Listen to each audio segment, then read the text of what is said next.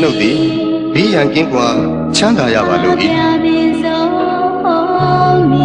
စိတ်ဆင်းရဲခြင်းကင်းရပါလို့၏ကိုယ်ဆင်းရဲခြင်းကင်းရပါလို့၏ကိုယ်ဝန်ကိုယ်တာကိုယ်ခန္ဓာချမ်းသာစွာမွေးမြူနိုင်ရပါလို့၏ကျွန်ုပ်၏မိဘနှစ်ပါးဆရာသမားအားလုံးညာတကာမိတ်ဆွေအားလုံး